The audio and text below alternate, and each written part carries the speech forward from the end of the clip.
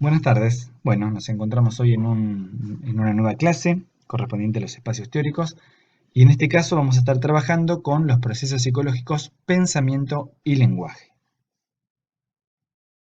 Dentro de la bibliografía vamos a trabajar con el capítulo número 9, del libro de Myers, este manual con el que ya venimos trabajando, que se denomina efectivamente el pensamiento y el lenguaje.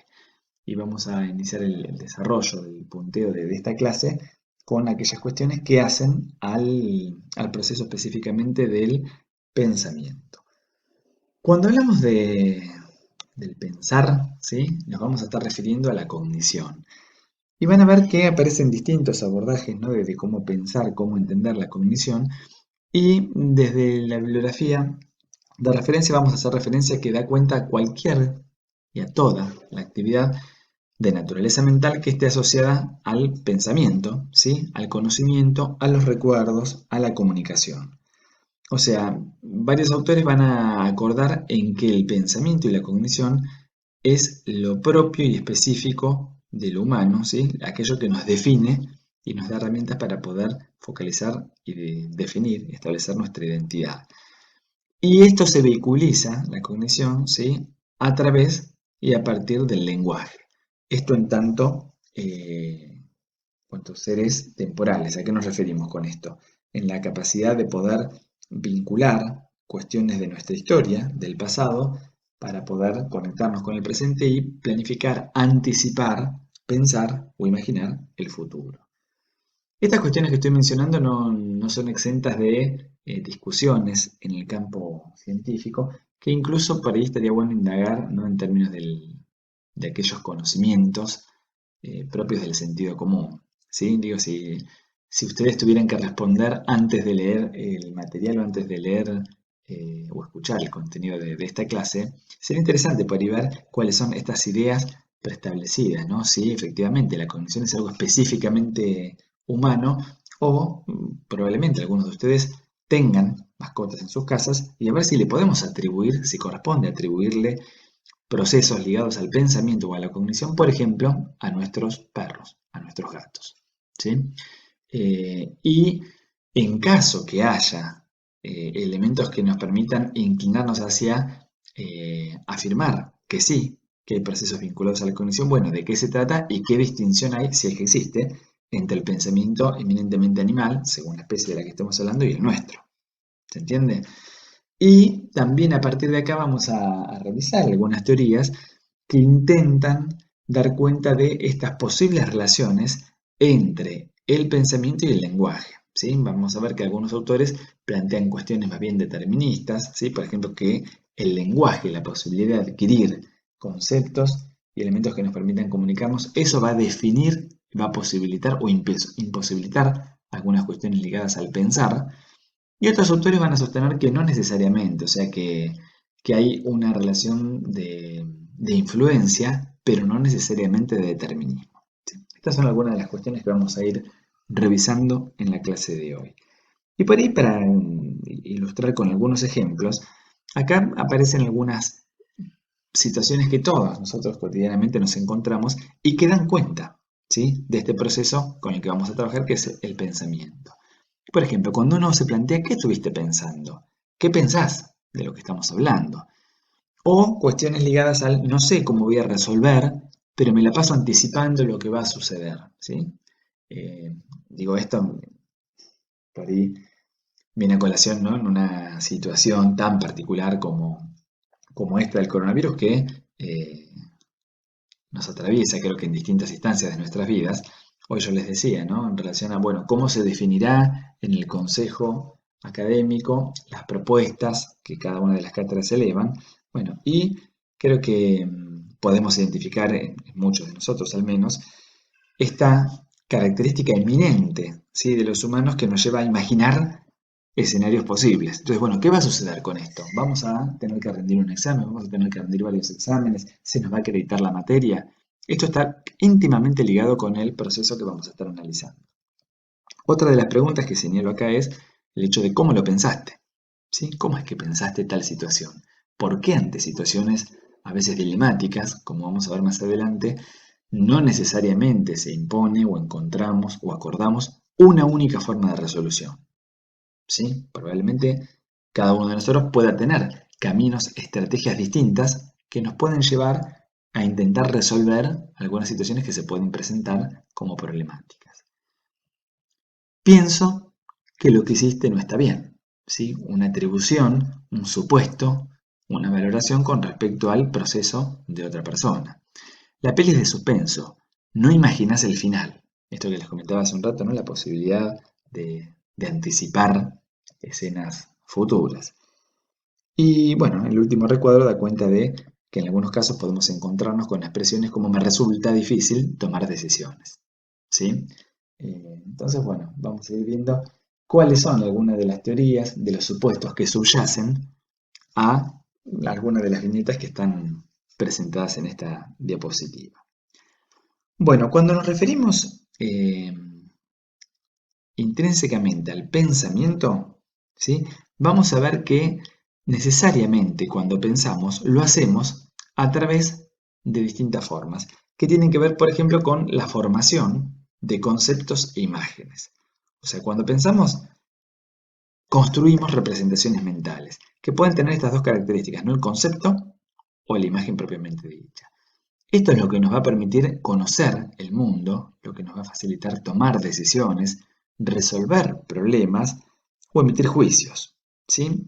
Y creo que esto sería interesante tratar de rastrearlo en la vida personal de cada uno de nosotros, porque van a identificar que sin darnos cuenta, o sea, sin hacer conscientes necesariamente estos actos, permanentemente estamos llevando adelante estos procesos. O sea, pensamos acerca, por ejemplo, de nuestras emociones, ¿sí? Uno a veces no tiene identificada plenamente, ¿no? Esto a veces nos pasa en el trabajo en la clínica. Muchas veces nos acompañan, por supuesto, determinadas emocionalidades, pero no siempre las logramos identificar. Y a veces ayuda, ¿no? El poder detenernos para poder primeramente identificar, bueno, qué es lo que está sucediendo, ¿sí? ¿Con qué emoción me estoy, por ejemplo, conectando en este momento? Poder identificar esto a qué emoción corresponde y quizás eso pueda ayudarnos, ¿no? Como vía de entrada, a poder entender y trabajar luego para ver, bueno, qué estrategias podemos encontrar al respecto. ¿Qué les quiero transmitir con esto? De que por un lado vamos a intentar revisar estas cuestiones que hacen como más finamente al proceso cognitivo, ¿sí? Bueno, ¿de qué se trata esto de formar conceptos? ¿De qué se trata esto de formar imágenes? Que es, en última instancia, lo que nos habilita y lo que nos permite poner en marcha el proceso de la cognición. Recién les comentaba que una de las cuestiones básicas tiene que ver con el concepto, ¿sí? Que según el material que ustedes tienen de Myers, aparece definido como la agrupación mental de objetos, acontecimientos, ideas o personas similares.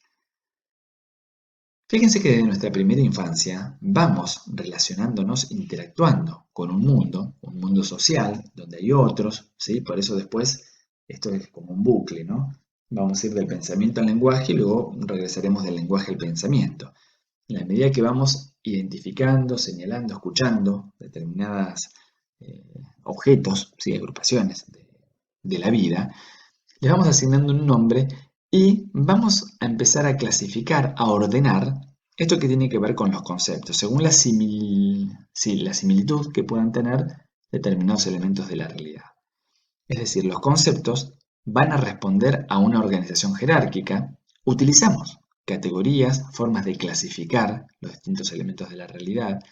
Un concepto me permite aportar definiciones, simplifican, ordenan el mundo, concentran gran volumen de información y requieren poco esfuerzo cognitivo. Entonces, los conceptos son entonces categorías mentales para poder clasificar objetos, personas o experiencias.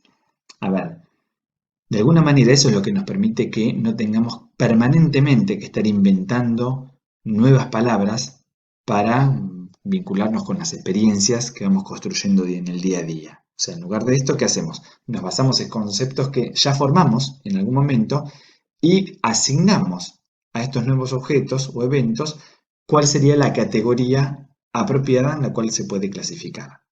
¿Se entiende? Entonces,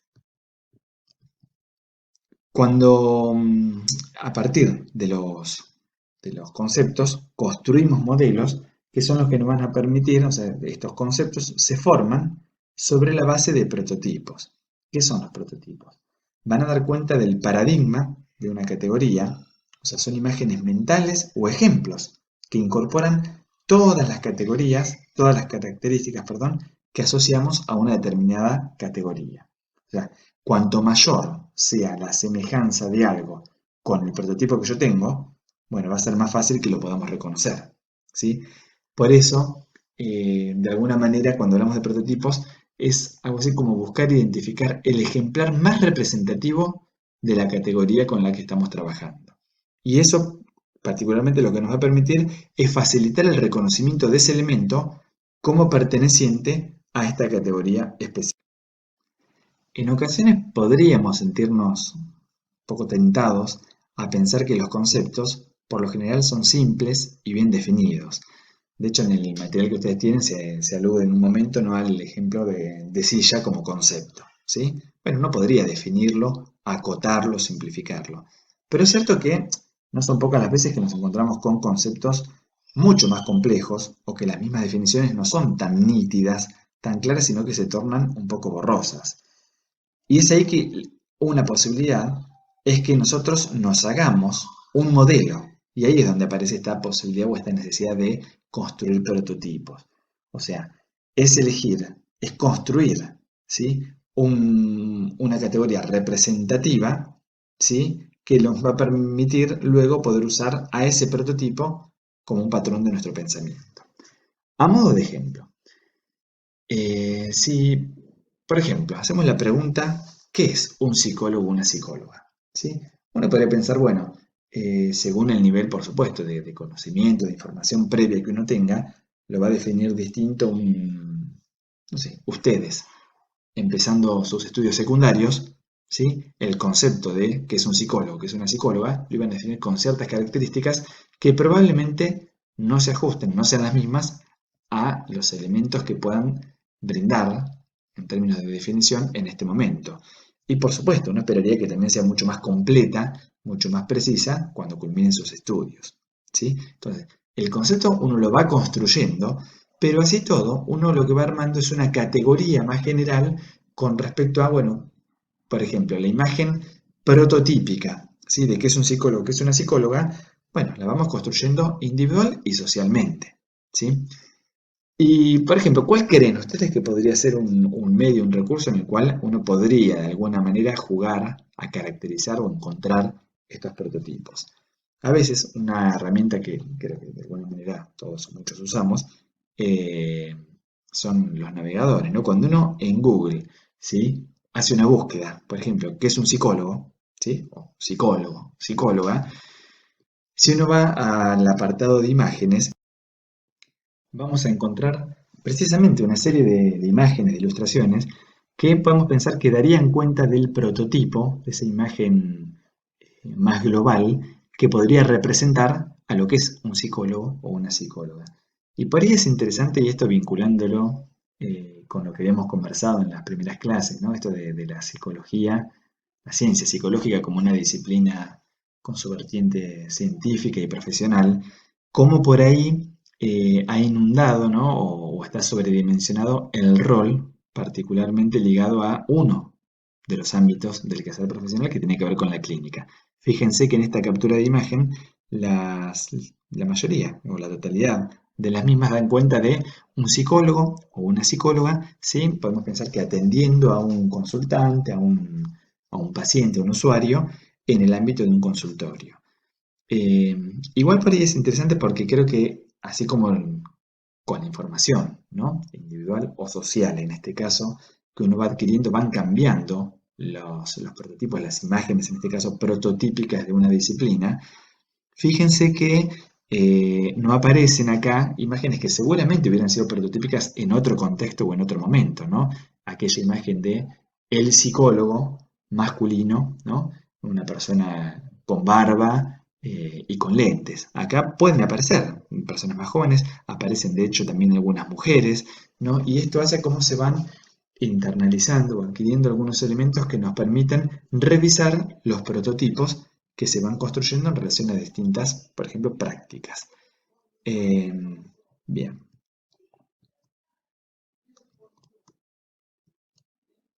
Por ejemplo, algunas premisas para tener en cuenta en relación a la construcción, ¿no? de conceptos, elaboración de conceptos y prototipos. Cuanto más concordancia haya entre un objeto, una imagen determinada, con el prototipo, va a ser más sencilla, más fácil la inclusión. ¿Sí? Se va a dar con mayor facilidad y con mayor rapidez. Por ejemplo, si mentalmente yo tengo internalizada, ¿no? como imagen del prototipo de psicólogo a una persona con determinadas características, ¿sí? Una persona que le brindo ciertos atributos, ¿sí? Por ejemplo, como decía recién, en términos prototípicos, ¿sí? Persona con algunas características puntuales. Si aparece un sujeto que claramente se asemeja, ¿sí? Porque tiene mucha concordancia con ese agrupamiento más general que es el prototípico, indudablemente lo voy a poder identificar e incluir sin mayores obstáculos. Ahora, cuanto mayor distancia hay con respecto al prototipo, los límites de las categorías se pueden desdibujar. A ver, si encuentro una persona, retomando el ejemplo este, ¿no? que dista mucho del prototipo que yo establecí conceptualmente con respecto a qué es un psicólogo. O sea, una persona que se baja de un camión enorme y una persona muy robusta y con algunas características físicas que poco tienen que ver con mi prototipo, ¿sí? de psicólogo, probablemente me cueste asumir o identificar, o anticipar o aceptar que esa persona podría ser, por ejemplo, un psicólogo. Y señalo esto porque es un tema muy importante para ver desde dónde emitimos juicios o prejuicios. ¿Sí? A veces estamos muy sesgados, como vamos a ver más adelante, no algunas limitaciones en los procesos ligados a la cognición, si en este caso tengo un prototipo determinado y no tengo la posibilidad de poder revisar el mismo, o el sesgo me lleva a necesariamente vincular o estrechar todos los elementos de la realidad eh, con respecto a las premisas que yo establecí de ese prototipo, quizás me puedo encontrar con una persona que pueda ser efectivamente, siguiendo el ejemplo, un psicólogo, aunque no reúna los requisitos que en mi prototipo yo había preestablecido. ¿Se entiende?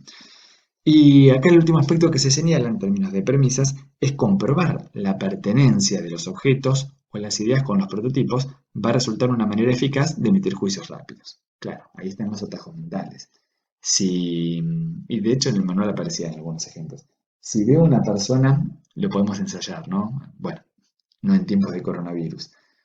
Cuando retomemos las actividades, que esperemos que sea dentro de poco. Si uno se detiene un día en Funes 3250, ¿no? En el complejo universitario. Y observamos, ¿sí? Las personas que circulan por ese espacio y que ingresan a las distintas unidades académicas. Antes de que ingresen, probablemente uno pueda ir estableciendo, ¿sí? A modo de juego, ¿no? Poder intentar identificar, bueno, esta persona, ¿sí? Por sus características, ¿qué carrera estará estudiando? Y ahí es donde podemos ejercitar de nuevo el lugar de los prototipos, ¿no? Si una persona está vestida de una manera más informal, media hippie podríamos pensar, y está fumando y tiene un morral, eh, barbuda, quizás desprolija, nos podemos ver tentados a pensar, bueno, y lo digo a modo de ejemplo y con mucho respeto, ¿no? Es una persona, es el prototipo del estudiante de humanidad, ¿no? Va a estudiar filosofía. Ahora, si la persona viene trajeada, con un maletín, probablemente algo nos haga pensar, sospechar, acá estamos hablando de los prejuicios, ¿no? A que esa persona probablemente esté estudiando económicas o que sea un docente de, sí, de ciencias económicas. Digo porque ahí es donde vamos a ver cómo construimos, desde dónde construimos los prototipos, y en función de eso, la posibilidad de emitir juicios rápidos que a veces resultan buenos atajos mentales y a veces también nos pueden llevar a grandes confusiones. ¿Sí? Bueno, ahora nos vamos a detener a reflexionar un poco con respecto a el campo de los problemas. ¿Qué hace para nosotros, ¿no? que algo se convierta en un problema? ¿Y qué estrategias, qué herramientas tenemos nosotros, disponemos para poder efectivamente intentar abordar lo que podría plantearse como una situación problemática. O sea, los problemas en sí no existen, los problemas son construcciones que nosotros hacemos en relación a algunos fenómenos de la realidad. Entonces, el problema va a implicar, va a requerir, ¿sí?, que algo tenga que ser resuelto.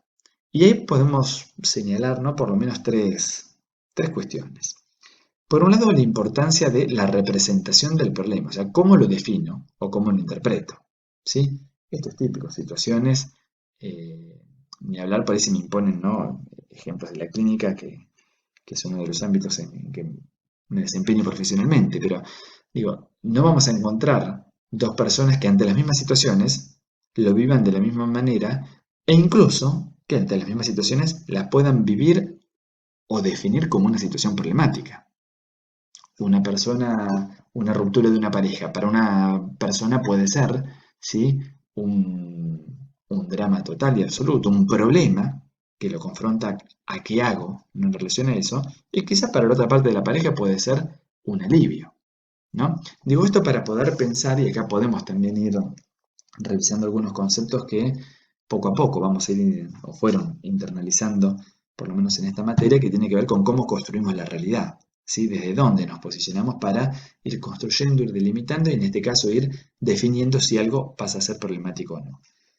Por supuesto que para esto, el segundo aspecto que se señala es el lugar que va a tener la experiencia de cada uno de nosotros. O sea, esa experiencia es lo que nos va a dar la posibilidad de no sorprendernos día a día con absolutamente todas las cosas. No es que estamos reseteándonos automáticamente y empezamos como si no hubiera experiencia alguna. O sea, la experiencia es lo que nos da la posibilidad de hecho, en relación a lo que estoy planteando, ir delimitando o acotando. Bueno, esta situación que en un primer momento pudo haber sido interpretada como problemática, ¿sí?, lo cual me confronta con, bueno, ¿qué hago y cómo la manejo? Si la misma situación se repite o reaparece a lo largo del tiempo, quizás, propio de la experiencia, no tenga el mismo impacto, o quizás, si me impacta en un primer momento también con mucha intensidad, quizás pueda recuperar posibles herramientas o estrategias que en algún momento me ayudaron o no a intentar resolverla. Y esto nos va a vincular con el tercer aspecto, que es la búsqueda de estrategias de solución. O sea, ¿cómo se relaciona la situación con la que me encuentro con la información disponible? ¿Sí? Esta situación que ahora tengo que afrontar, ¿qué información tengo yo para ver, bueno, qué es lo que puedo hacer, si es que puedo hacer algo, para intentar abordar esa situación problemática? ¿Viví ya situaciones de este tipo similares?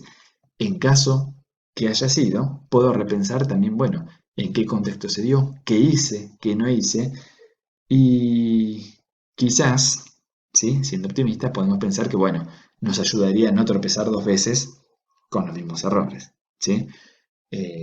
O sea, me parece que en la medida en que uno puede ir haciendo este ejercicio, probablemente vayamos adquiriendo mayores herramientas para poder abordar de una manera más rica posibles o futuras situaciones problemáticas. Ahora lo que vamos a repasar un poco, que está en el material, son las distintas estrategias que efectivamente podemos poner en marcha para resolver distintas situaciones problemáticas, ¿sí? En el texto van a encontrar que se mencionan 4, ¿sí?, aunque ya se menciona que algunas, ¿sí?, de hecho la primera la menciona en términos de que es un método, el método de prueba y error, y la última, ¿sí?, comprensión súbita y sagacidad, especifica, ¿sí?, menciona al autor que en realidad en sí misma no es una estrategia, ¿sí? Digo para no confundir, cuando uno habla de cuáles son las estrategias de resolución de problemas, nos podemos detener en las 3 primeras porque la última no sería técnicamente una estrategia. Cuando hablamos de prueba y error, bueno, ¿a qué nos estamos refiriendo en este caso? Esta formaría parte de una estrategia que funciona mejor cuando solo se dispone de opciones limitadas. O sea, si estamos en una situación problemática, no encuentro,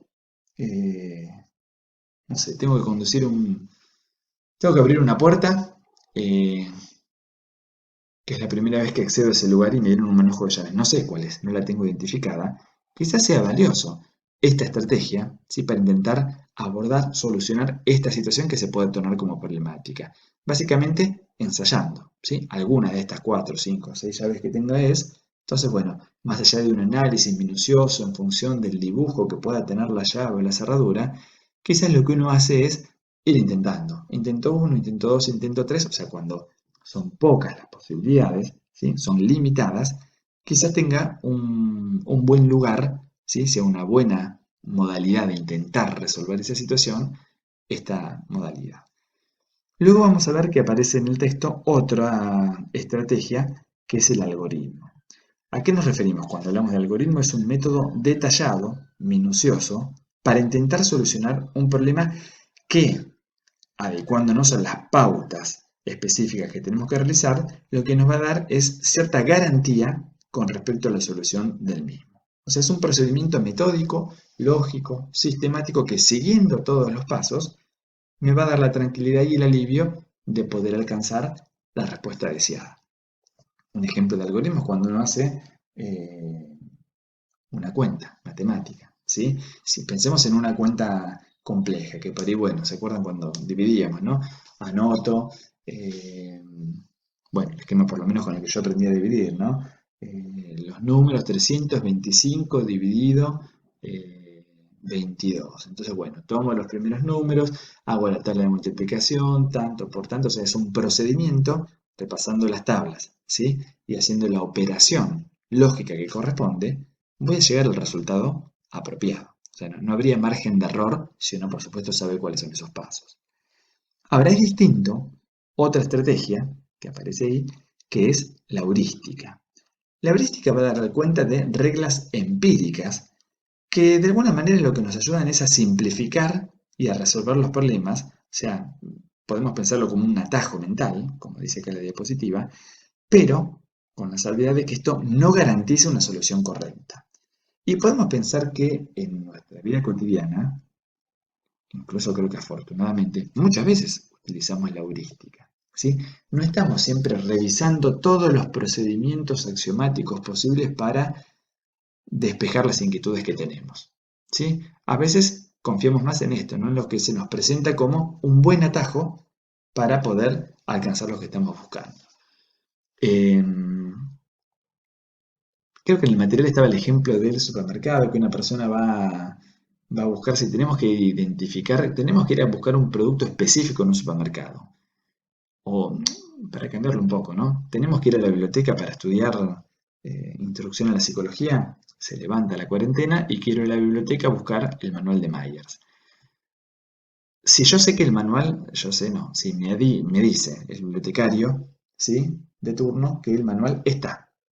Y me dice, no sé dónde, búscalo. Uno podría ir y revisar uno a uno todos los volúmenes de la biblioteca y si hacemos ese procedimiento y el libro efectivamente estaba, podemos pensar que claramente lo voy a encontrar. Esa estrategia da cuenta de el algoritmo, o sea, es un procedimiento metódico y lógico. Voy uno a uno revisando absolutamente todos los libros de la biblioteca, lo voy a encontrar. Ahora, podemos pensar que otro estudiante podría prescindir de una búsqueda minuciosa, sino que este otro estudiante lo que podría hacer es ir a esa misma biblioteca y directamente ir al sector, por ejemplo, de libros de psicología. Entonces, va a acotar la búsqueda, ¿sí? Por supuesto, esto va a incidir en que ocupe muchísimo menos tiempo y esfuerzo en buscar ese libro, aunque hay que decirlo, podría ser que por distintos motivos el libro no hubiese sido catalogado o no hubiese estado ordenado en el sector específico de psicología. Por eso es que decimos que la heurística no necesariamente garantiza la consecución correcta, ¿sí? de este procedimiento, pero sí es una buena herramienta en muchos casos. Y después el otro tipo que aparece presentado en el material, que es la comprensión súbita o sagacidad, que en este caso difiere de las soluciones basadas en las estrategias, o sea, no necesariamente da cuenta de una estrategia propiamente dicha, ¿sí? De la solución de problemas, pero sí es un camino, procedimiento que a veces lo identificamos con el famoso insight, ¿no? Es cuando por ahí pareciera como que de manera eh, imprevista en un momento determinado logramos ¿sí? comprender, entender parte de lo que hasta un momento previo parecían alejados, ¿no?, de nuestras capacidades para poder resolverlos. Entonces, en este caso estamos viendo las distintas modalidades que podemos poner en marcha para intentar despejar situaciones problemáticas. Bueno, vamos a ver ahora lo que tiene que ver con algunos de los posibles obstáculos que se nos pueden presentar a la hora de resolver problemas y nos vamos a ir deteniendo en alguno de estos. Por ejemplo, una cuestión va a estar ligada al nivel de excitación o activación que tengamos cada uno de nosotros. O sea, para poder dar cuenta de la resolución de un problema, no es lo mismo que uno esté definidamente atento, concentrado, conectado a intentar encontrar esa resolución, o si el nivel de excitación es mínimo, ¿no?, donde podríamos pensar que va a ser mucho más difícil encontrar la solución adecuada que estamos buscando. Por otro lado, lo podemos revisar en nuestras propias experiencias, lo que está vinculado con el miedo a asumir riesgos. O sea, ahí esto también lo podríamos vincular más adelante con cuestiones ligadas a la personalidad de cada uno de nosotros, pero vamos a encontrar que hay personas que son más intrépidas, por decirlo, a buscar soluciones novedosas. Sí, hay veces que se nos presentan problemas y algunos podemos tropezar muchas veces con los mismos mecanismos, las mismas formas para intentar resolverlo. ¿Sí? No sé, pierdo la llave. Y hay personas que se quedan fijadas y voy y le busco una, otra y otra vez en el mismo lugar donde asumo, ¿sí?, que por lo general tendría que estar y no la encuentro. Quizás otra persona podría generar otros mecanismos para salir a buscar de una manera más novedosa, bueno, a ver dónde puede estar y corrernos de las ideas, ¿sí?, que a veces se nos presentan como más, bueno, modos de fijación, ¿no?, como más sesgadas. Entonces, bueno, esto vinculándolo con el miedo a asumir riesgos. Hay veces que encontramos maneras muy novedosas, ¿sí?, muy originales de poder buscar posibles soluciones. Luego el sesgo en la tendencia a percibir y abordar los problemas. Acá aparece el sesgo de confirmación, ¿sí?, que es esta tendencia que encontramos en algunas ocasiones de intentar buscar elementos, ¿sí?, que no hacen otra cosa que confirmar los presupuestos que uno tenía, ¿sí? Entonces, posiblemente de esa manera no logremos encontrar alternativas a las formas en que habitualmente nos manejamos para solucionar estas cuestiones. Y por último, la fatiga mental. Indudablemente, para poder resolver un problema necesitamos estar mentalmente aliviados, despejados para poder focalizarnos, ¿sí?, en tiempo y forma con la situación que se nos plantea. Piénsenlo si no en términos de estudio, ¿sí? Una situación problemática, bueno, no logro comprender este material. Mientras más atentos, ¿sí?, vinculando con algunos de los procesos que vimos anteriormente, esto va a permitir también, disculpen, pero fíjense en lo siguiente, ¿no?, para enlazar un poco los procesos. En términos sensitivos, la información puede ser similar, la que esté rodeando dos personas. Ahora, la forma de interpretarla, lo que veíamos en el proceso de percepción, va a ser que construyamos elementos distintos, ¿sí? Ahora, en función también de las posibilidades y la disposición mental de cada uno de nosotros, determinados elementos que ingresaron sensitivamente puedan ser procesados de una o de otra manera. Esto va a incidir también en los registros mnésicos que tengamos, o sea, cómo se almacenan esta información en la memoria. Y claramente que esto va a poder desarrollarse en función de la disposición atencional que podamos establecer. O sea, si uno está prestando atención a un elemento, va a ser más fácil que eso pueda almacenarse, codificarse de una manera más correcta, luego almacenarse y, por ejemplo, alojarse en la memoria a largo plazo. Y esto es lo que también nos va a permitir tener más disposición mental para poder luego revisar o revertir la situación si es que se tornó problemática en algún sentido. Así recién veíamos, ¿no?, que dentro de los obstáculos para poder resolver los problemas, los obstáculos claramente no son solamente cognitivos, ¿no?, pensando por ahí en términos motivacionales o de cansancio, como mencionaba recién. Y aquí en el material van a encontrar como dos cuestiones, ¿sí?, que tienen que ver específicamente con dos posibles obstáculos, ¿sí?, para poder solucionar situaciones problemáticas. Uno tiene que ver con la predisposición a buscar información confirmatoria. Esto pensémoslo en términos de lo que se espera, ¿no? De una actitud, como señalaba Myers en el primer capítulo, la actitud propia de la ciencia, ¿sí?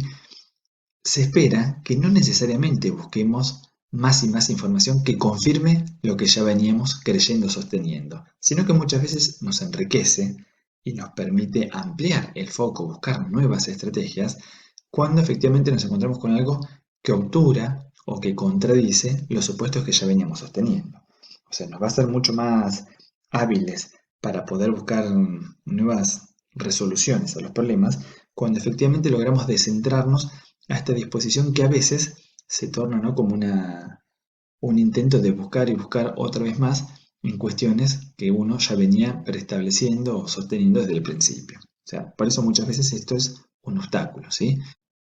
Y cuando hablamos de fijación, nos referimos a la incapacidad de ver un problema desde una perspectiva distinta a la que la veníamos utilizando, ¿sí? O sea, empleando una predisposición mental innovadora. A ver, ojo porque la predisposición mental, que es un tipo de fijación, da cuenta de la tendencia a encarar un problema de un modo que funcionó en el pasado. Entonces, esto, ¿por qué a veces está enmarcado dentro de los obstáculos? Uno podría pensar, bueno, esta fijación que está relacionada con la disposición, perdón, con la predisposición mental, ¿sí?, puede resultar útil si hemos aprendido operaciones que puedan ser aplicables a esta misma situación actual que se nos presenta.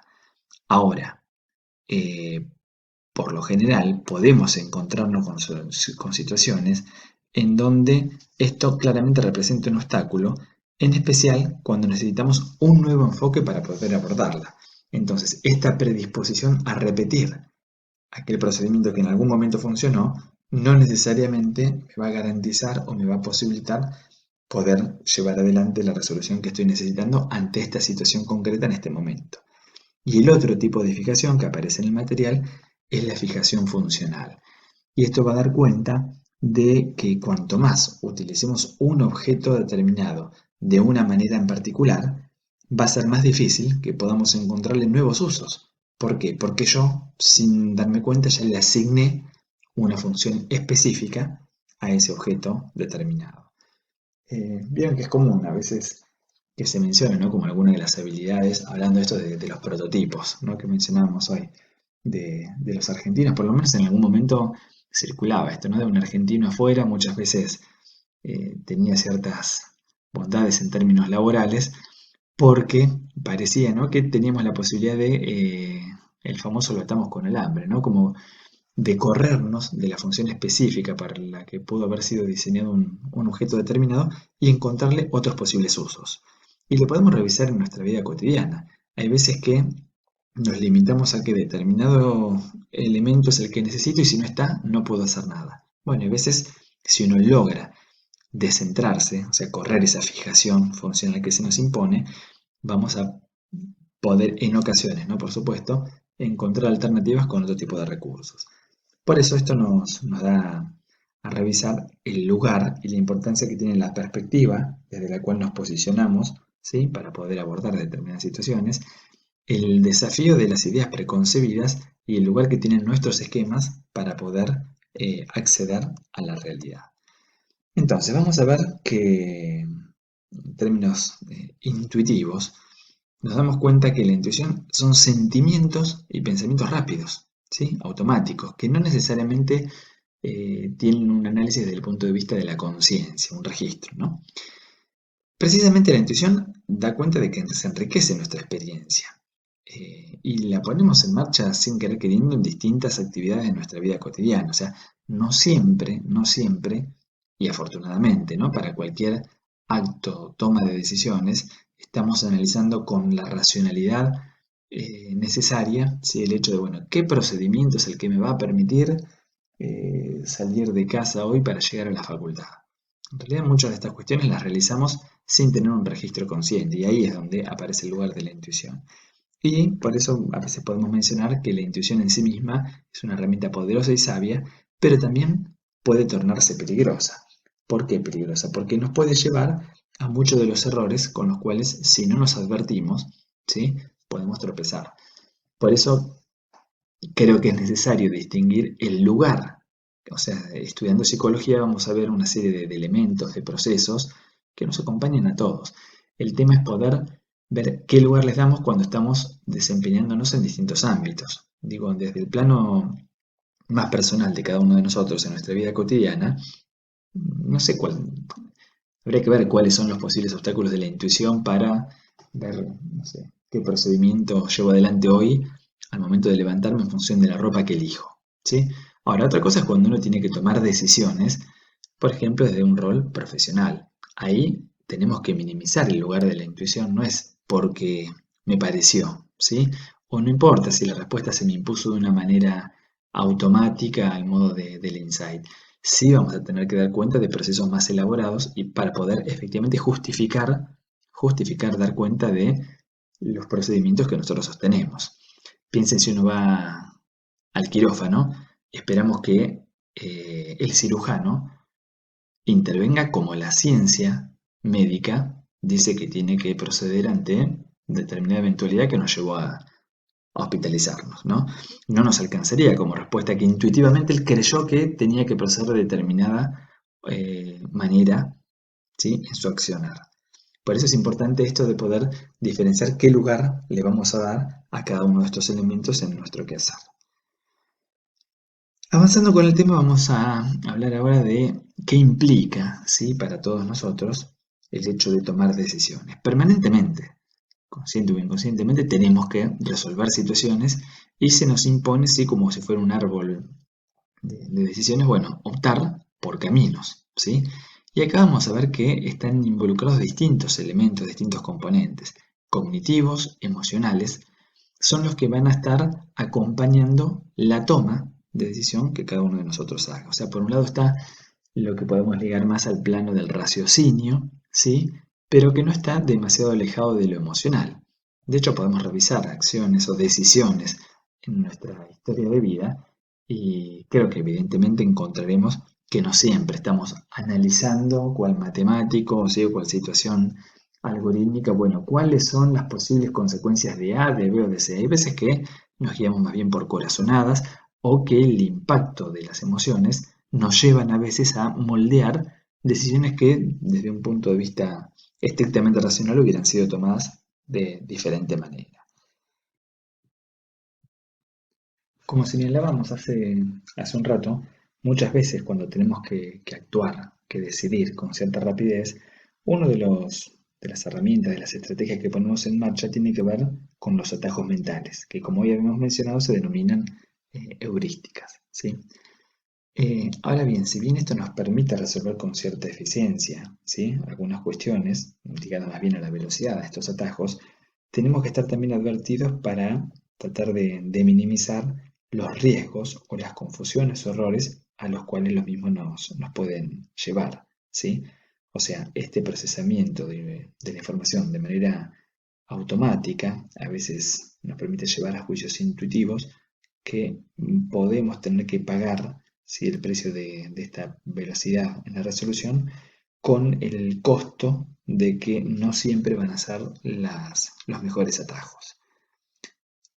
Dentro de lo que es específicamente la heurística, estos atajos vamos a identificar, o en material aparecen señalados, dos tipos distintos, ¿sí? Por un lado, la heurística de la representatividad, que tiene que ver con que muchas veces cuando tomamos una decisión basada en cierta información que se iguala a nuestro modelo del miembro típico que teníamos de esa categoría.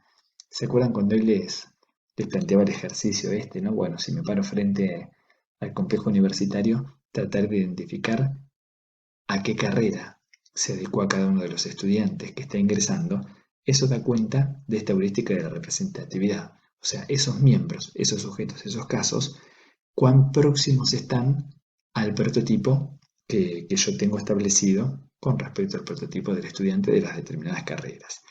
Entonces, ojo porque esta heurística va a dificultar la posibilidad de considerar otra información que podría ser relevante. O sea, me termino focalizando en las características que se asemejan al prototipo, descuidando otras, ¿sí? Y pudiendo, por tal motivo, cometerme algún tipo de error. Otra heurística es la de la disponibilidad, ¿sí? Acá va a señalar la importancia de la estimación de la probabilidad según cuán disponible esté en nuestra memoria, o sea, cuán fresco esté el recuerdo de ese caso que estoy pensando. Podemos pensar acá en el impacto o el lugar, por ejemplo, de los medios de comunicación, ¿no? Si bombardean con cierto tipo de noticias o de información y hacen que de alguna manera, en términos sociales, eso esté más disponible en las memorias de cada uno de nosotros, digo, si abunda la información sobre determinado fenómeno, ¿sí?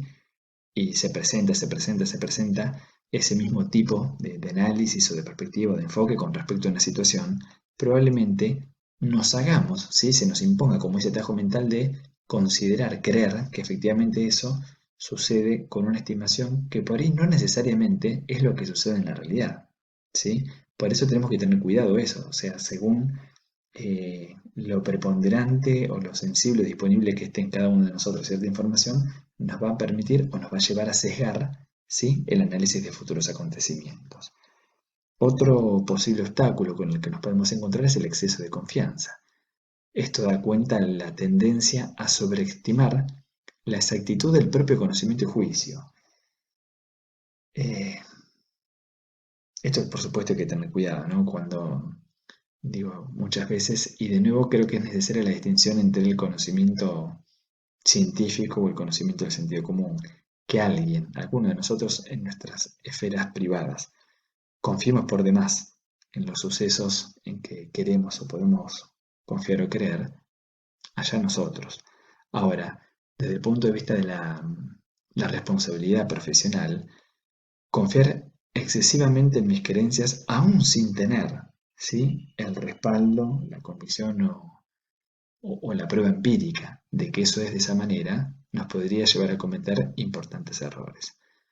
Y en relación a esto está el último aspecto, que es la perseverancia en las creencias, que es lo que nos puede llevar a aferrar a propias creencias a pesar de evidencias no confirmatorias, ¿sí? Y muchas veces podemos cometer la torpeza de buscar algo, o sea, esto creo que también es muy común cuando hay debates a veces candentes, no en términos sociales, perspectivas a favor de una, posturas de otra, piénsenlos en ideologías, cuestiones políticas.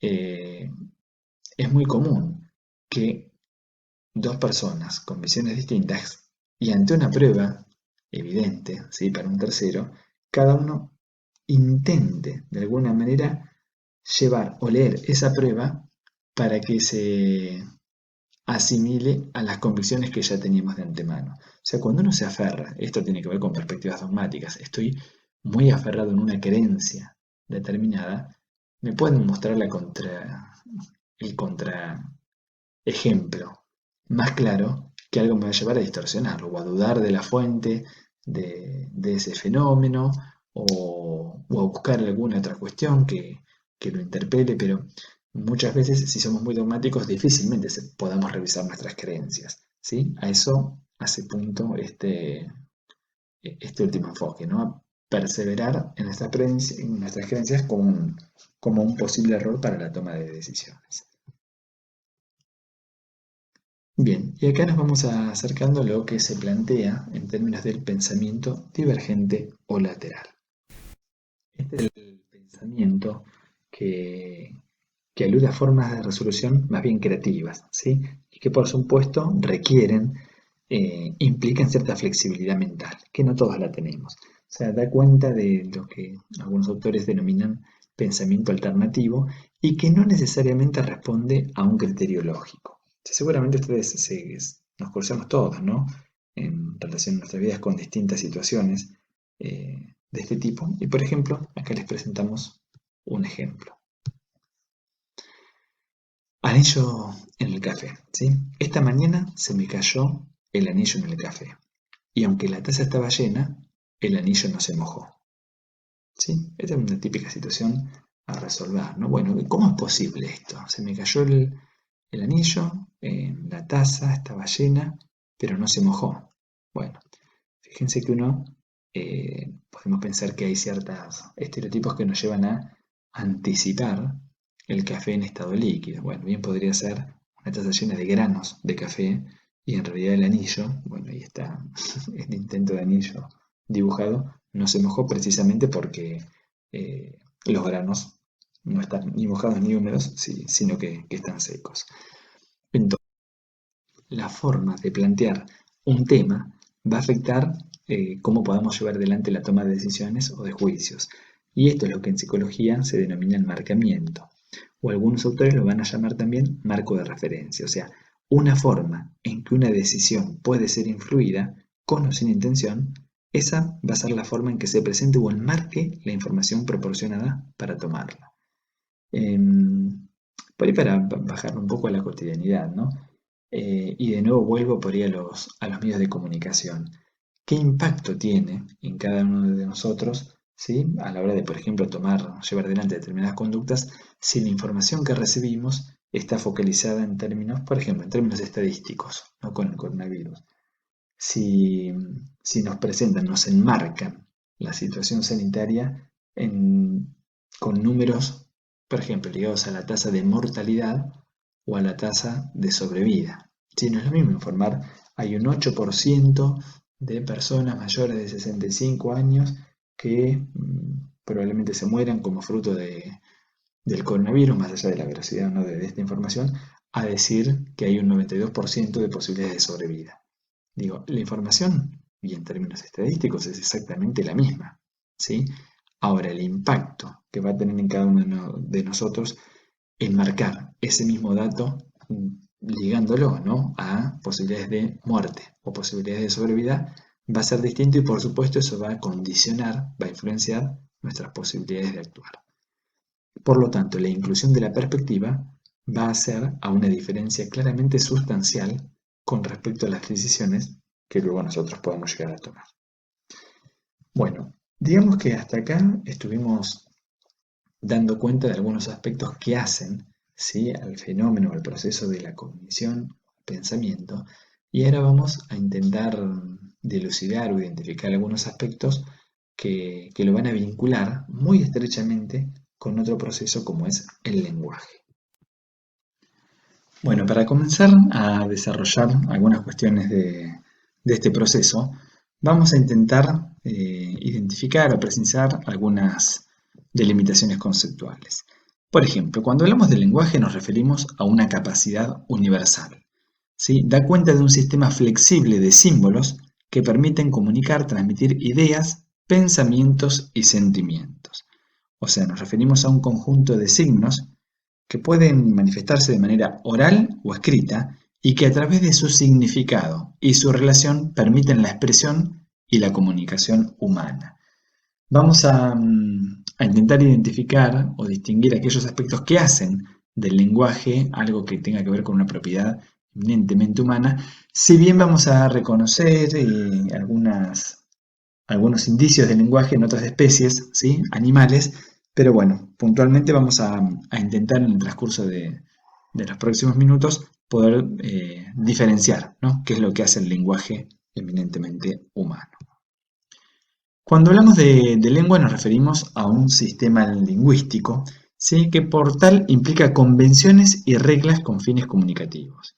O sea, son un conjunto de asociaciones complejas entre palabras, ideas, sonidos, gestos, como sistemas de signos a través del cual interactuamos todas las personas. Y para poder dar cuenta de esto vamos a intentar rastrear, ¿no?, desde cómo vamos adquiriendo todos nosotros, ¿sí? Vamos a encontrarnos con distintas teorías que intentan dar cuenta de las teorías sobre la adquisición del lenguaje y también, que es lo que vamos a desarrollar ahora, aquellos componentes del lenguaje.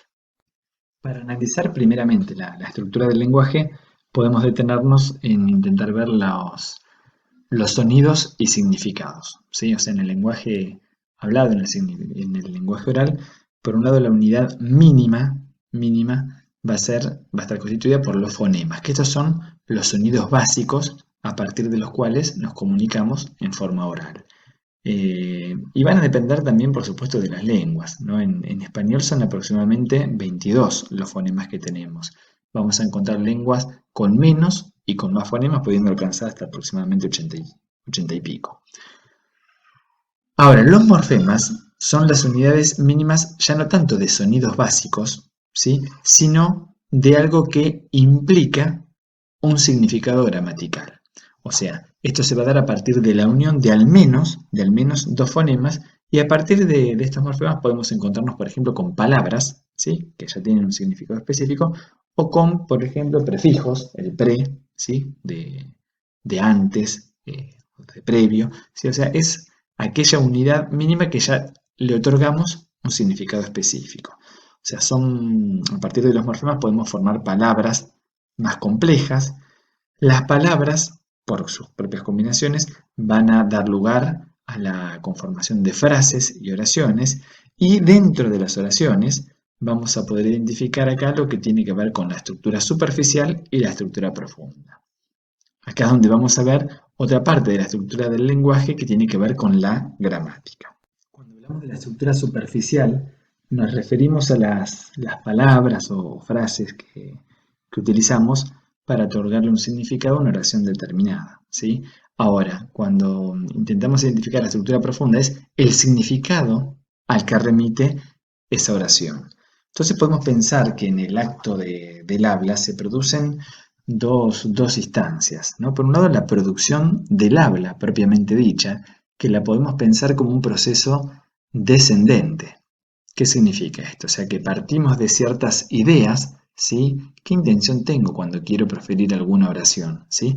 Busco un significado, tengo una idea, a partir de ahí articulo, ¿sí? Pienso, genero determinada oración, identifico los morfemas, las palabras, los prefijos, los sufijos, y van a expresarse a través de los fonemas, que son las expresiones mínimas de sonido, ¿sí? O sea, la producción del habla es de arriba hacia abajo, descendente. Ahora, cuando estoy con otra persona interactuando, por ejemplo, en un diálogo, en este caso ustedes escuchando esta clase, ustedes van a estar ahí más atentos a la comprensión del habla, por lo tanto, van a hacer el camino inverso, ¿sí? Van a partir del fonema, del sonido, ¿sí? Al cual posteriormente luego le van a tener que otorgar un significado específico, ¿sí? Por eso podemos ver ahí la conjunción de estas dos estructuras, que por supuesto una misma eh, el sentido, el significado de una oración determinada, o sea, lo que da cuenta de la estructura profunda, se puede expresar a través de distintas estructuras superficiales. Uno podría decir, la misma estructura profunda puede expresarse, puede comunicarse a través de distintas estructuras superficiales. Por ejemplo, uno podría expresar, eh, en la clase de hoy estoy un poco más enganchado que en clases anteriores. ¿Sí? Ese significado lo puede componer también de otra manera. Podría expresar, en otras clases no me enganché tanto como en la clase de hoy. O comparativamente, esta clase está permitiendo que me enganche un poco más. ¿Se entiende? O sea, uno puede buscar distintas oraciones, morfemas e incluso fonemas para expresar ideas o significados similares. Bueno, retomando, otro elemento fundamental en términos de la estructura del lenguaje tiene que ver con la gramática, ¿sí? Cuando hablamos de la gramática nos referimos específicamente al sistema de reglas que va a estar conformado básicamente por dos componentes, lo sintáctico y lo semántico. Lo sintáctico da cuenta de las reglas de organización del lenguaje, o sea, cómo es que se organizan para poder comunicarse o producirse, organizarse ciertas ideas. Es lo que por ahí en el colegio estudiamos en términos del sujeto, predicado, ¿sí? ¿Qué elementos componen, ¿sí? Cuáles son las reglas que tienen que respetarse para poder transmitir una idea determinada. En tanto, la semántica va a facilitar o permitir la comunicación y comprensión entre los hablantes. Va a dar cuenta del conjunto de normas mediante las cuales extraemos el significado de los morfemas, las palabras y las frases en una lengua determinada. Bueno, en relación a cómo vamos adquiriendo, ¿sí? Precisamente el lenguaje, vamos a poder diferenciar dos hitos, dos momentos, ¿no? Por un lado, el lenguaje receptivo, ¿sí? Que es el que claramente primero se da, forma parte de la comprensión del idioma, ¿sí? Y luego va a dar lugar el lenguaje, el lenguaje productivo, que va a ser la capacidad de poder elaborar, generar, producir palabras. Dentro del receptivo podríamos pensarlo, y esto con todos los cuidados que las teorías evolutivas nos permiten, nos llevan a advertir. ¿Por qué digo esto? Porque son cuestiones cronológicas que no son unívocas, ¿sí? Son momentos, tiempos aproximados. Dependerá de un montón de estímulos, como por ejemplo, de un montón de situaciones, como por ejemplo la estimulación que puedan no tener las personas, ¿sí? El contexto en el que estén. Pero en términos del lenguaje receptivo, uno podría identificar sí, que a los 4 meses empieza la posibilidad de diferenciar sonidos por parte de los infantes y a los 7 meses recién la capacidad para poder segmentar distintos sonidos pronunciados. Y esta va a ser la antesala de la posibilidad de poder elaborar, producir propias palabras, ¿sí? Que ustedes van a encontrar en el material que hay un cuadro que muestra, de modo esquemático, así cómo se da esta evolución. O sea, aproximadamente a los 4 meses es cuando aparece la posibilidad de balbucear toda clase de sonidos, ¿sí? A los 10 meses antes del año, ese balbuceo suele reflejar el lenguaje que se transmite en el hogar, ¿sí? Por ejemplo, si en casa hay un perro y hay un bebé, bueno, el guau guau, el guau guau, el guau guau, bueno, probablemente aparezcan, ¿sí? Balbuceos en sintonía con lo que en el contexto se produce. Luego la etapa de una palabra aparece aproximadamente el año de vida. Ya a los 2 años aparecen 2 palabras y el discurso telegráfico, o sea, no está todavía ordenada la cuestión sintáctica de cómo elaborar, ¿sí? Cómo conjugar, por ejemplo, verbos, el lugar de los sujetos, de los pronombres. Y aproximadamente de ahí en adelante, a partir de los 2 años y algunos meses, el lenguaje empieza como una curva ascendente donde se desarrolla rápidamente con la posibilidad de construir frases completas, ¿sí? Em, Vamos a ver que hay entre las distintas teorías, ¿no? que aparecen intentando dar cuenta del lenguaje y también, y al mismo tiempo, de poder pensar estos puentes o estas relaciones entre el lenguaje y la cognición. Algunas teorías lo postulan de manera más bien determinista, ¿no? Como que es el lenguaje lo que posibilita el pensamiento.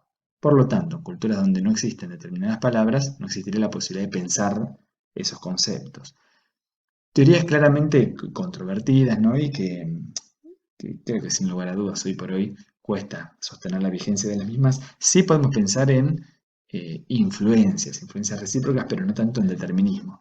Y me parece interesante por ahí mencionar acá, y a colación de cuestiones por ahí más contextuales, ¿no? que nos atraviesan a nosotros, cuando no hace mucho tiempo estuvo bastante en boga, de hecho llegó también a estos ámbitos, ¿no? Me refiero a la academia, el lugar o no de, por ejemplo, el uso del lenguaje inclusivo. ¿Qué pasa cuando lenguajes, ¿sí? como el nuestro, dejan por fuera, como todos los lenguajes, por supuesto, partes de la realidad, pero que por momentos quieren ser visibilizadas por algunos sectores? O sea, uno cuando dice el lenguaje crea mundos, es cierto. Uno, al nombrar, al pronunciar, al preferir un concepto, le está dando una entidad. Si no existe una palabra, podemos pensar que esa entidad no existe, ¿sí? O sea, el acceso que tenemos a la realidad siempre, en tanto humanos, está mediatizado por el lenguaje. Por lo tanto, si no hay una palabra, un concepto para referirme a algo, difícilmente pueda conceptualizarlo. Por eso creo que es particularmente sensible e importante poder revisar desde dónde defendemos o no estas posturas, ¿no? A mi entender, el lenguaje inclusivo permite precisamente eso, dar luz, darle entidad a partes de la realidad que sin esa posibilidad lingüística estarían de alguna manera negadas, ¿sí? Cuando todos sabemos que existen. Y acá nos cruzamos con una pregunta bastante importante y compleja, ¿no? Bueno, ¿cómo es que efectivamente eh, logramos adquirir y aprender un lenguaje determinado? ¿Sí? Y acá hay dos referentes, ¿sí? Dos autores que han intentado aportar, ¿sí? algunas ideas al respecto y que dan cuenta de por ahí la tensión entre el debate propio de lo innato, ¿sí?, o de lo adquirido. Y sus representantes en este caso, ¿sí?, con el material que vamos a trabajar, son Skinner, ¿sí?, representante de lo que sería el aprendizaje operante, y Chomsky, que va a dar cuenta de la gramática universal innata. Uno podría graficar que para Chomsky esta gramática universal, ¿sí?, da cuenta de que el lenguaje se genera a partir de estructuras que aparecen de manera innata. O sea, podemos ubicarlo dentro de un posicionamiento mentalista a partir del cual nacemos con la estructura preparatoria para adquirir un lenguaje, ¿sí? O sea, ya hay una destreza innata para su desarrollo. Por eso Chomsky va a decir que el desarrollo del lenguaje se asemeja a poder ayudar a una flor a crecer por sí misma. O sea, si brindamos a una criatura, ¿sí?, la educación adecuada, el lenguaje se va a desarrollar de manera natural, va a surgir por sí mismo. A diferencia de Skinner, eh, estoy pensando a ver si ya hablamos de Skinner, me parece que no, es uno de los representantes de lo que fue el conductismo, ¿no? Y luego ustedes lo van a retomar en distintas materias, pero fundamentalmente como un representante de las teorías del aprendizaje, ¿sí? Va a señalar Skinner que él va a tomar los principios del aprendizaje operante, ¿sí? En otra instancia diferenciarán lo que es el condicionamiento clásico, ¿sí?, o el condicionamiento del aprendizaje operante, y en este caso hablar de reforzamientos. Entonces, el lenguaje, desde la perspectiva skinneriana, se desarrolla fundamentalmente por condicionamientos y en tanto va a depender de estímulos externos. O sea, a partir de que haya alguien que pronuncie determinadas palabras, o sea, que insista estimulando a una criatura, eso va a posibilitar que efectivamente se dé esa posibilidad de la imitación y de la generación de sintaxis. Y también se va a dar el aprendizaje por asociación entre imágenes, sonidos y palabras. O sea, acá volvemos al punto de esta tensión entre una posibilidad de adquirir el lenguaje a través de una predisposición más bien innata, la perspectiva de Chomsky, contra una perspectiva más bien focalizada en términos de la educación y del aprendizaje, ¿sí?, como es la postura de Skinner. Por eso van a ver que para Skinner el proceso de la adquisición del lenguaje es algo así como llenar una botella de agua. O sea, hay una estructura vacía que hay que llenarla a partir de la estimulación y de las teorías o los principios propios del aprendizaje. Entonces, la perspectiva de la gramática universal da cuenta de que existe un mecanismo idiomático que es innato, universal, y que supone el desarrollo del pensamiento. El lenguaje, en tanto, no se va a aprender, sino que ya forma parte de nuestro equipamiento genético y se va a desarrollar a partir de ciertos procesos madurativos. Y el ambiente es el que va a actuar como un mecanismo de activación, ¿sí? Digamos que estos son los componentes que va a tomar Chomsky para poder dar cuenta de esta teoría tan significativa en términos de cómo adquirimos efectivamente el lenguaje. Ahora, en términos de las relaciones entre el cerebro y el lenguaje, hay estudios fundamentalmente desde las neurociencias que intentan identificar, ¿sí?, qué áreas del cerebro son las que están mayormente comprometidas con algunas de las funciones. Por eso podemos decir que al procesar un lenguaje, el cerebro va a actuar dividiendo sus funciones mentales, ya sea el habla, percepción, pensamientos, recuerdos, en sus funciones.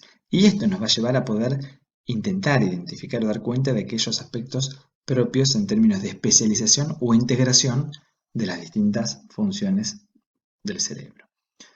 Por ejemplo, uno podría identificar a partir del estudio de algunas lesiones, ¿sí? Por ejemplo, cuando uno habla de afasias, nos referimos a los daños en el lenguaje, ¿sí? Puntualmente, o sea, es un trastorno del lenguaje que generalmente es causado por una lesión en el hemisferio izquierdo, ya sea en el área de Broca, ¿sí?, que da cuenta de la lesión del habla, o en el área de Wernicke, que da cuenta de la comprensión.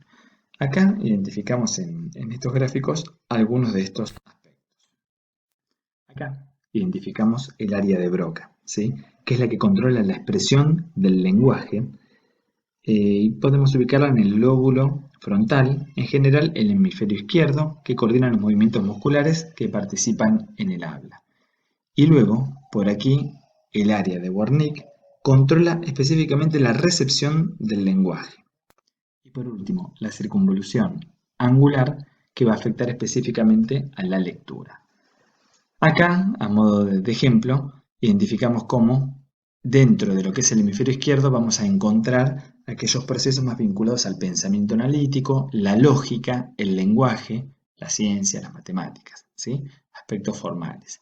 Mientras que el hemisferio derecho va a estar más comprometido con el pensamiento holístico, la intuición, la creatividad, el arte y la música.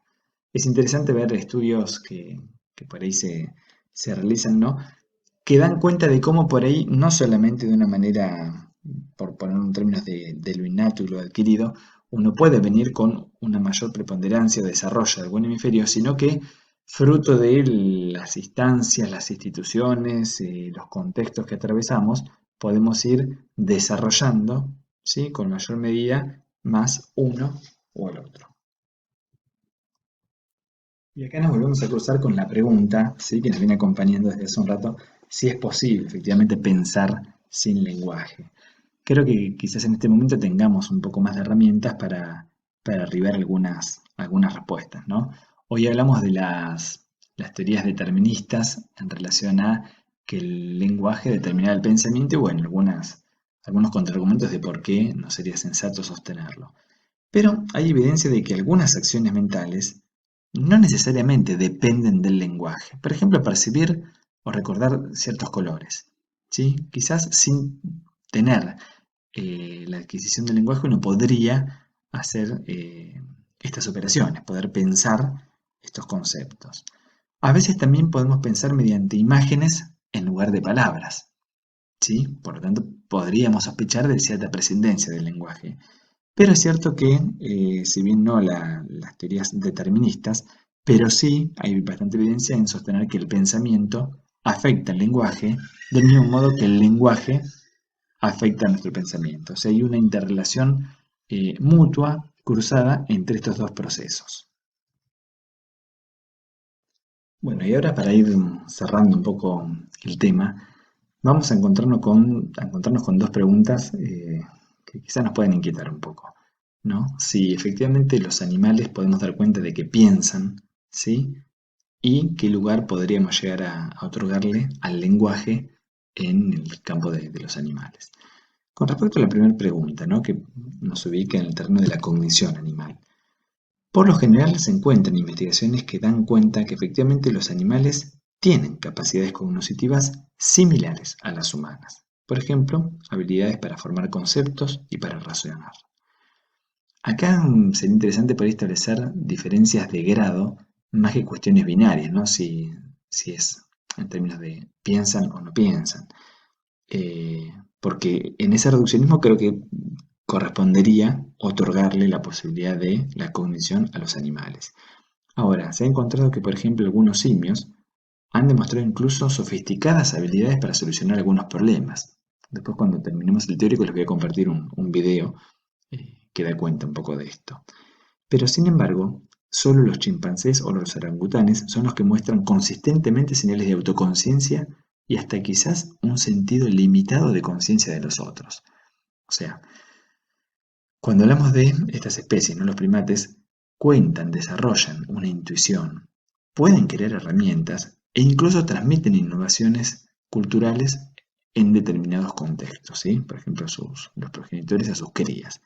La capacidad para razonar, autorreconocerse, generar empatía, imitar y entender la mente del otro, lo venimos quizás en algunas instancias pensando como algo exclusivamente humano. Bueno, la evidencia empírica nos señala que no es tan así. De todos modos, estas son más bien preguntas para, nada, para reflexionar sobre el tema porque tampoco hay total o exhaustivo acuerdo en términos de la investigación científica, ¿sí? Y después el otro punto, ¿no? Que tiene que ver con el lugar del lenguaje en los animales, ¿sí? Vamos a encontrar que los animales sí, claramente se comunican, eso creo que no habría mayores dudas, mediante la utilización de signos. O sea, acá nos encontramos con declaraciones acerca del estado actual del animal.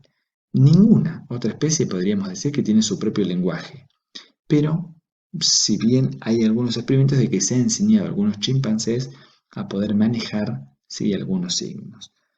Y esto también uno podría compararlo, por ejemplo, con las instancias evolutivas de nosotros, ¿no? Los otros animales, los humanos, que de una manera un tanto similar los pequeños, ¿sí? Por ejemplo, cuando están en la etapa de la adquisición inicial del lenguaje, usan también combinación de dos palabras, que es lo que se llama el lenguaje telegráfico. Y esto se ve de forma bastante parecida entre los infantes humanos y los chimpancés. Ahora, de todos modos, no queda del todo claro el grado en que los animales tienen, si es que tienen esta habilidad para adquirir y usar lo que denominamos el verdadero lenguaje. O sea, los simios no demuestran del todo un uso sintáctico del lenguaje. La habilidad que permite a los humanos entender y crear oraciones complejas, que esto no lo permite la sintaxis, no se encuentra todavía evidencia de que esto esté en los animales. O sea, ante la cuestión si es una habilidad exclusiva de los seres humanos, bueno, el lenguaje en relación a cómo lo entendemos nosotros y las capacidades metadiscursivas que nos permite, por lo pronto podríamos confiar en que sí. Aunque los animales sí que cuentan con un sistema un tanto más empobrecido de comunicación. Y esto es interesante porque si lo pensamos en términos evolutivos, bueno, de hecho, ahí se nota más claramente que hay una diferencia de grado, ¿sí? En términos de estos, de las distintas especies. Por lo tanto, bueno, no sería de sorprendernos si encontramos algunas cuestiones ligadas al raciocinio, a la inteligencia, en otras especies no humanas. Por ejemplo, en las abejas se ha identificado que, por supuesto, cuentan con un sistema de comunicación que da en cuenta, bueno, de la ubicación precisa del alimento y de la calidad del alimento. O sea, podríamos decir, no hay elementos propios del lenguaje, como hablábamos hoy, no los componentes, morfemas, fonemas, pero sí hay un sistema que les permite establecer este tipo de comunicaciones.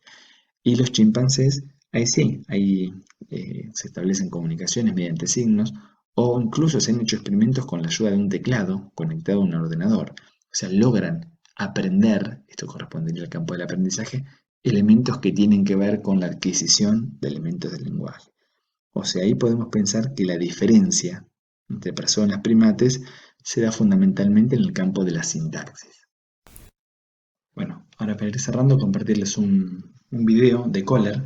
Kohler fue uno de los pioneros de la psicología de la Gestalt y podemos pensar que fue uno de los primeros psicólogos que experimentó en el campo de los animales con chimpancés. ¿Sí? Ya se habían hecho estudios con ratas, con palomas, con perros, y en este caso él experimentó con chimpancés. Básicamente, ¿qué hacía? Obstaculizaba, ¿sí? La posibilidad de que puedan alcanzar a lo que efectivamente querían, que era comer sus bananas, y facilitaba algunos elementos que lo podemos pensar como herramientas, ¿no? Entonces, fíjense, este es un video, bueno, original que da cuenta de esos ensayos que se hicieron en aquel momento para ver de qué manera podían abordar esa situación que se presentaba como problemática, los monos, los rodeos, los procesamientos que llevaban adelante y cómo de alguna manera lograban efectivamente poder dar con la solución al problema, ¿sí? Podemos pensarlo esto a partir del insight o de esas respuestas súbitas, ¿sí? Podemos pensar también en términos de la planificación, ¿sí? Y cómo una vez que se consigue el objeto deseado, por decirlo de alguna manera, bueno, se van consolidando en términos de aprendizaje esto que fueron alcanzando. Fíjense acá distintas escenas de esos experimentos.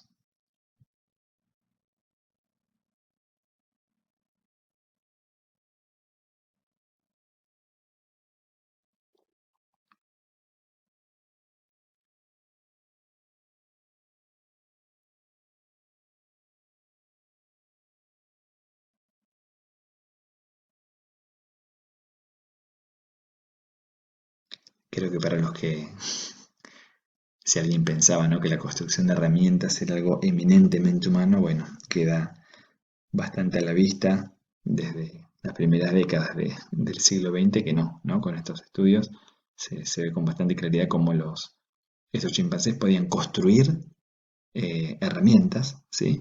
Para poder alcanzar el fin y el objetivo que estaban buscando.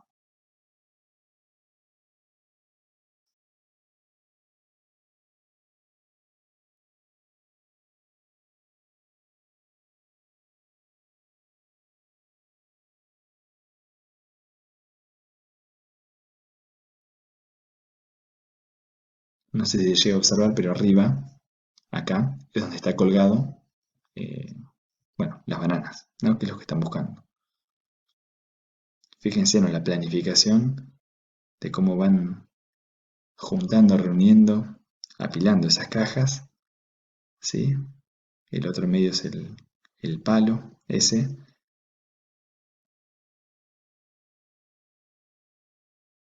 Como también se observa un trabajo colectivo, ¿no? Donde no es uno solo, sino, bueno, están los que observan, podemos pensar los que aprenden, los que llevan adelante la acción.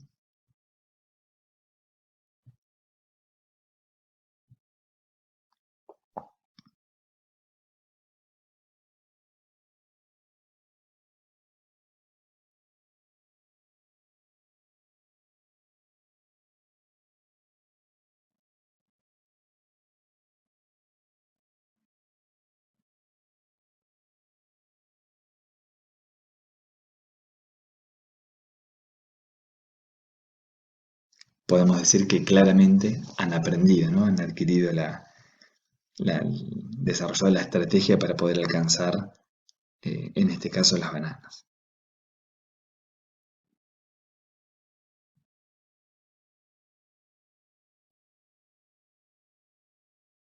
Yo no sé ustedes, pero a mí me pasa que cada vez que veo este video, después de ahí me miro con un poco más de respeto a mi perro, ¿no?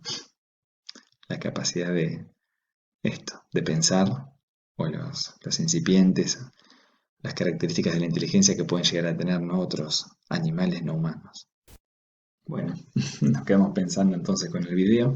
Les comparto acá a modo de ensalada algunos de los conceptos que fuimos trabajando hoy, ¿no? Donde fundamentalmente, bueno, el entrecruzamiento y la interacción entre el pensamiento, el lenguaje y algunos conceptos que, bueno, va a ser importante a la hora de detenerse a estudiar la asignatura, bueno, para poder precisar las definiciones de cada uno de estos conceptos. Con respecto a la próxima semana, seguimos abordando, ¿sí? Los procesos, algunos de los procesos psicológicos, y va a ser el turno del proceso de la motivación. En este caso, vamos a trabajar con un material, un capítulo de un libro de motivación y emoción de Palmero, es un libro español, y bueno, esperemos que puedan ir leyendo estos materiales